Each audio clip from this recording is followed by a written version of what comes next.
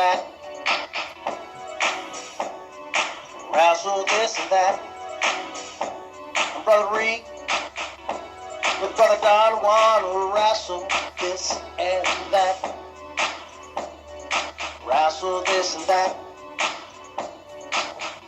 We talk about wrestling, it's a fact. And Brother Reed with Brother Don want to wrestle this and that.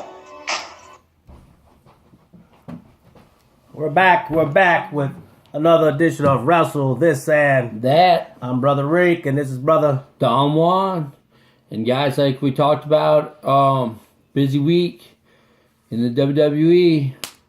Rumors flying everywhere, and whenever there's rumors, there's Reco'S Rumor Report. Don. Thank you very much, my brother. Oh, you're so welcome, man. Man, on this report we got going down, we had, like as you said, if people don't know about it, Titus O'Neil has been suspended at first for 90 days, and then eventually it was changed to 60. And what the incident was is that during the Brian, what would you call it, celebration for his retirement, Titus O'Neil grabbed Vince McMahon from behind, and Vince took offense to it, and he shoved Titus and walked off stage. Now, a lot of people didn't see that on regular television. That was on the WWE Network. Now, I told you that I did turn it on. I was like in scramble mode as soon as like, this celebration will continue. So I hurried up and I got my thing loaded up and I got on there and I was able to see the wrestlers all come out and stand on stage. And after Daniel and Bree go by, I told you that I saw what I thought was some playing. Right. Like that someone had just grabbed Vince and it was kind of like, but I guess they weren't playing. More than when Don brought it to me, because I was sleeping, I was knocked out cold like Paul Abdul. I thought from the way Don brought it to me, I thought Titus had passed away, but basically what it was is that Vince decided to make a exception out of Titus O'Neil because, as a reporter, he was suspended for 60 days now because Vince McMahon wanted to send a message to the locker room to be more professional, and apparently that there has been issues with wrestlers not following the rules lately. A lot of wrestlers took exception to that, to the fact that they thought that the 60-day suspension was basically equal to their willingness program policy that you would normally get, and they thought it was pretty harsh. And for the record, they basically said that Titus O'Neil and Vince McMahon was pretty close friends, that he did a lot of charity work for the WWE. Right, yeah. And that he'd never been late, and he also followed the dress code policy. So basically, he was as we say, a good guy at the end with Vince McMahon. To add more insult to the injury, it's also been reported that WWE or Vince McMahon has fined Titus O'Neil a significant amount of money also with that.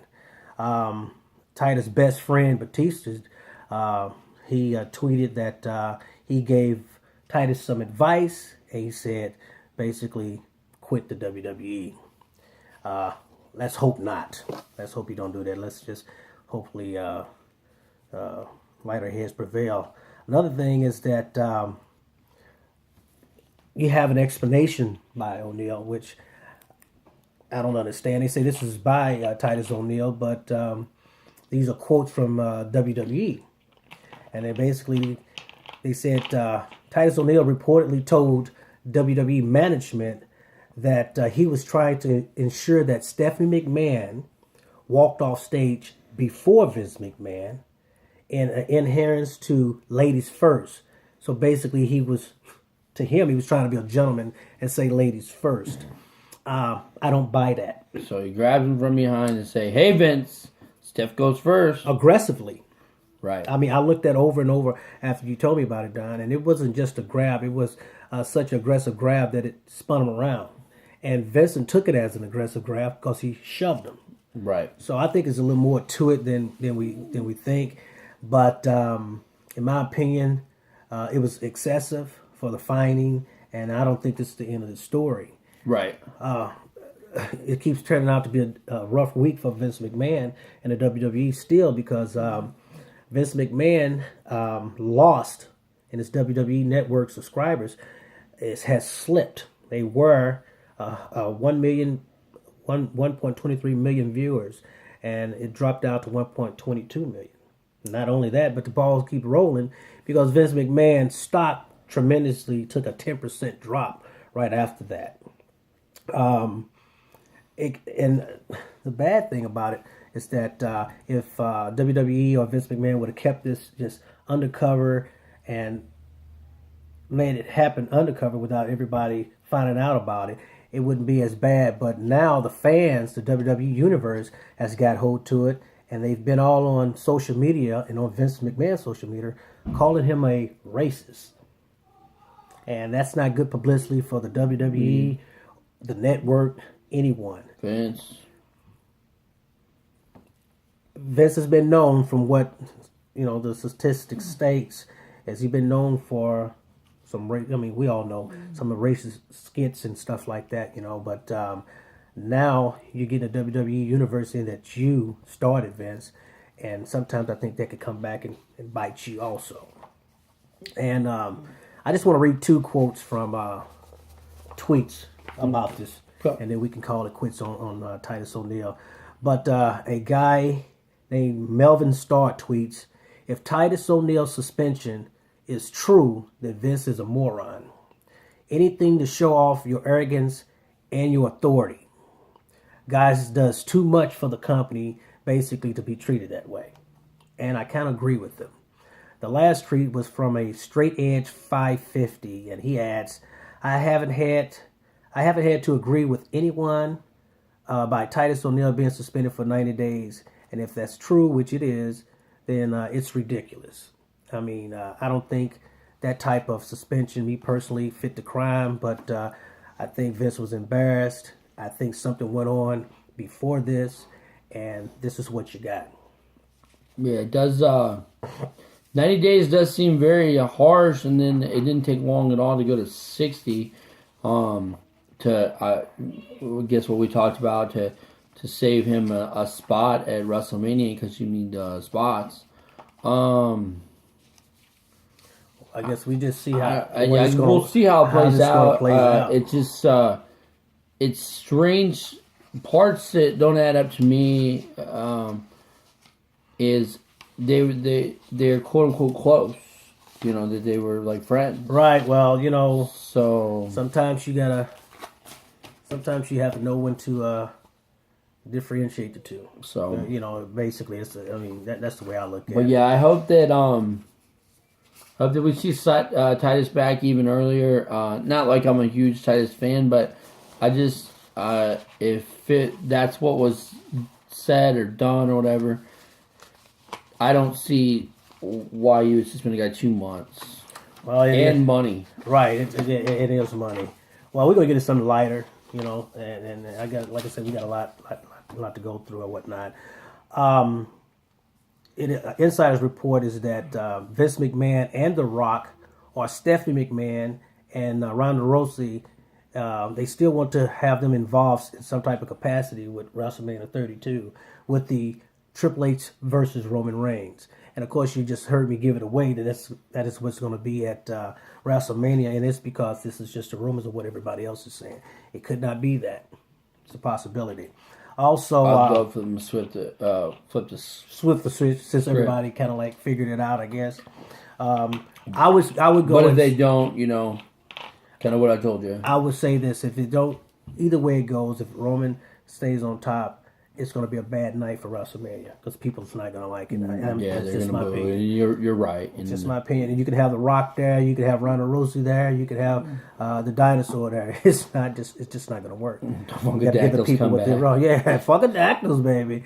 Then TNA. But anyway, also, it's still expected for Stone Cold Steve Austin to show up at WrestleMania 32, but nothing has been given. No idea has been given to him yet of what type of role he's going to play. Now, let's get on Braun Strowman. What if Austin said one more match? Well, he said... Hey, what if Austin said one more match against, like, Daniel Bryan, and people are like, "What's going on?" And they just they start playing WWE 2K16.